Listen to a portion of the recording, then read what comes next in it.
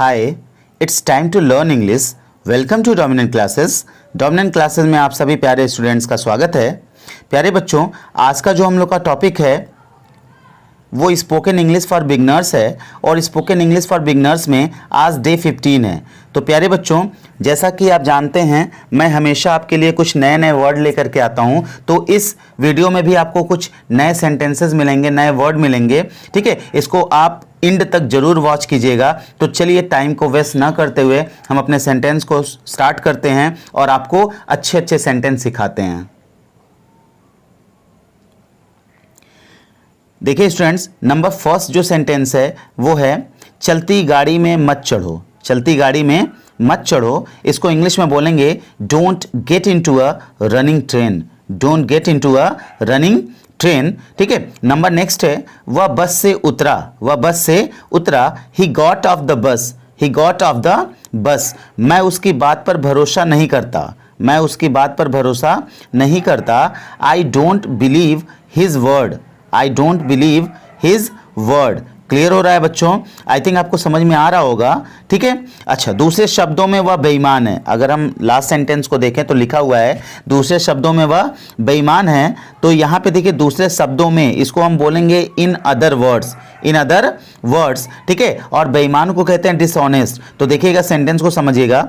दूसरे शब्दों में वह बेईमान है। ठीक है, in other words he is dishonest. In other words he is dishonest. I think आपको ये समझ में आ गया होगा। आप चाहें तो इसका स्क्रीनशॉट भी ले सकते हैं।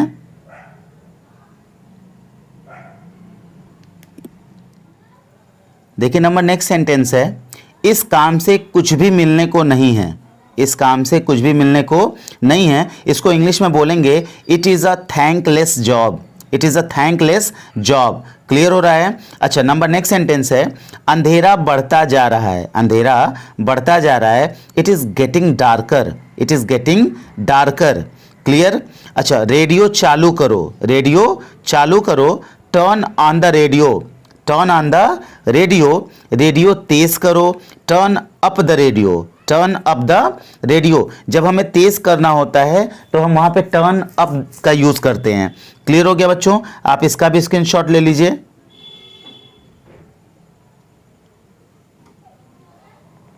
नंबर नेक्स्ट सेंटेंस है रेडियो धीमा करो। रेडियो धीमा करो, turn down the radio.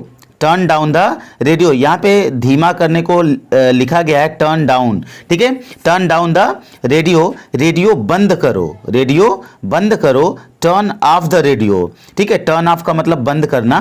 Turn off the radio. बत्ती बुझा दो। ठीक है, turn off the lamp. Turn off the lamp. ठीक है, अपने जूते यहां उतार दो। अपने जूते यहां उतार दो। Put off your shoes here. Put off your shoes here. I think बच्चों आपको ये भी समझ में आ गया होगा। आप इसका भी स्क्रीनशॉट ले लीजिए या फिर अपनी कॉपी में इसको जहां पे आप नोट कर रहे हैं वहां पे आप नोट करते चलिए। क्लियर हो गया? ताकि आपको ये सेंटेंस बोलने में और समझने में कोई परेशानी ना हो। चलिए नंबर नेक्स्ट अपने सेंटेंस को देखते हैं। सभा। सभा का मतलब मीटिंग। ठीक है, सभा शीघ्र समाप्त हो जाएगी। सभा शीघ्र समाप्त हो जाएगी। The meeting will come to an end soon. The meeting will come to an end soon. Clear हो गया? अच्छा, नंबर नेक्स्ट है इसका पैसा कौन चुकाएगा। जैसे मान लीजिए कोई सामान आप ले रहे हैं तो वहां पूछ सकते हैं आप कि इसका पैसा कौन चुकाएगा। ठीक है, हु वुड पे the bill. Who would pay the bill? Clear हो गया? अच्छा, सिनेमा घर आधा खाली था। सिनेमा घर आधा खाली था। The cinema hall was half empty. The cinema hall was half empty. Clear हो रहा है बच्चों? ठीक है, नंबर नेक्स्ट है यह घर निर्माणावस्था में है। यह घर निर्माणावस्था में है। निर्माणावस्था को कहते हैं कंस्ट्रक्शन। क्लियर हो गया? तो यहां पे देखिए यह घर निर्माणावस्था में है। This house is under construction. This house is under construction. तो प्यारे बच्चों, आई थिंक आपको बहुत अच्छे से समझ में आ रहा होगा और आप इसका यूज कीजिए। मेरे साथ साथ में आप इसको दोहराते रहिए, आप बोलते रहिए, क्योंकि जब आप बोलेंगे तो आप भी इस चीज को अच्छी तरह से समझ पाएंगे, क्योंकि स्पीकिंग कम्स बाय स्पीकिंग। बोलना बोलने से आता है। क्लियर? चलिए नंबर नेक्स्ट सेंटेंस को देखते हैं। देखिए नंबर नेक्स्ट सेंटेंस है यह विचाराधीन है। यह विचाराधीन है। It is under consideration. It is under consideration. Clear हो गया? कंसिडरेशन का मतलब होता है विचाराधीन। क्लियर हो गया? अच्छा, उसके बाद मैंने अच्छा ही किया। जब कोई काम आप कर लेते हैं तो शाबाशी लेने के लिए आप कहते हैं मैंने यह काम अच्छा ही किया। ठीक है, तो यहाँ सेंटेंस है मैंने अच्छा ही किया, I did fair well. I did fair well. Clear हो रहा है बच्चों? अच्छा, नंबर नेक्स्ट है आप कहाँ के रहने वाले हैं, या फिर इसको हम इस तरह से भी बोल सकते हैं आप कहाँ से आए हैं। ठीक है, तो इसको हम इंग्लिश में बोलेंगे where do you hail from. Where do you hail from. Clear हो गया? अच्छा, उसका आंसर है मैं भारत का रहने वाला हूं या मैं भारत से आया हूं। ठीक है, तो इंग्लिश में बोलेंगे इसको I hail from Bharat. I hail from Bharat. तो प्यारे बच्चों, आई थिंक आपको समझ में आ गया होगा। आप इसका भी स्क्रीनशॉट ले लीजिए।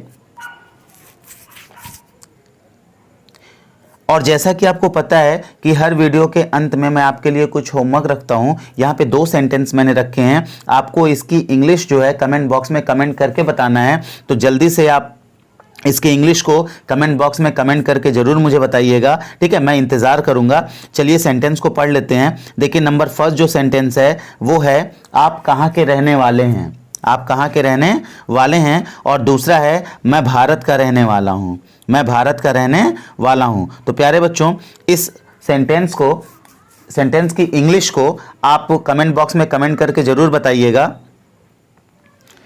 और अगर आप लोगों ने मेरे वीडियो को लाइक, सब्सक्राइब और शेयर नहीं किया है तो प्लीज़ कर दीजिए, ताकि हमारे आने वाले वीडियोज़ के नोटिफिकेशन आपको सबसे पहले मिलते रहें। Thank you for watching my video. जय हिंद।